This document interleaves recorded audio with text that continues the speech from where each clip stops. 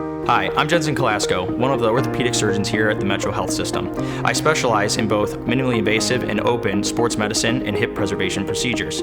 Today, I'm here to talk about hip preservation in the young active adult.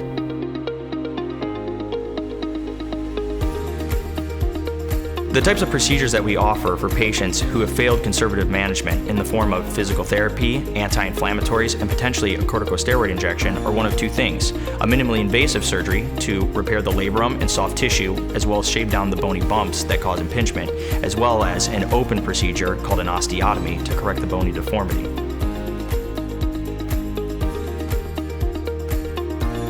So when we talk about hip impingement, or FAI, and hip instability or dysplasia, we like to think about a normal hip.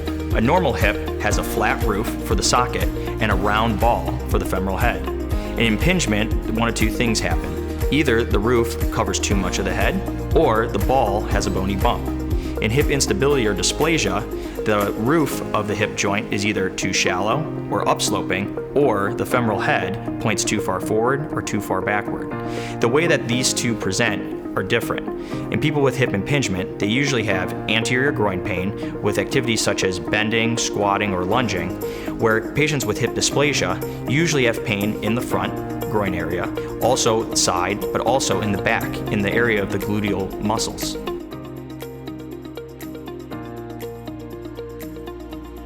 The surgery for these two conditions are twofold.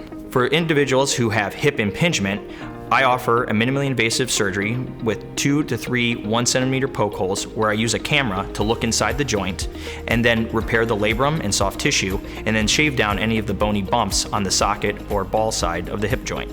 In patients with hip instability or dysplasia, here at the Metro Health System, we use a two-surgeon approach to correct the deformity.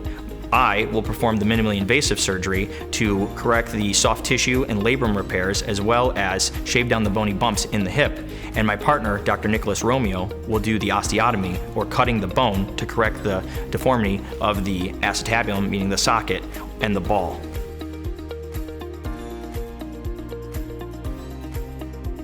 The recovery after hip impingement involves an outpatient procedure where you come in and leave the same day. You would be in a brace for 3 weeks and crutches to minimize the weight bearing. From there, we would start you on range of motion, strengthening, and then getting you back to your full activities around the 5 to 6 month mark. For patients undergoing a combination procedure for hip instability or dysplasia with myself and Dr. Romeo is a two-stage approach. The first would be an outpatient procedure, just like hip arthroscopy for impingement with myself, where you would come to the hospital and leave the same day with a minimally invasive surgery, and then within a week you would come back to the hospital for the more invasive open procedure for the osteotomy and bone correction. Usually after that, you're admitted to the hospital for 2 to 3 days and then go home.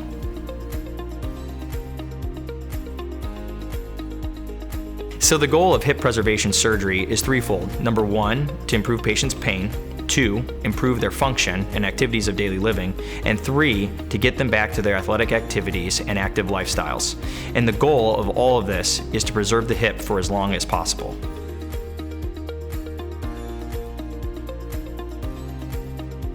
So Metro Health has a comprehensive sports medicine division that covers the entire gambit of young, active individuals and also older individuals who still want to live an active lifestyle. To make an appointment, call 216-778-4393 to speak to a scheduler, or for more information, you can visit metrohealth.org/orthopedics. Thank you.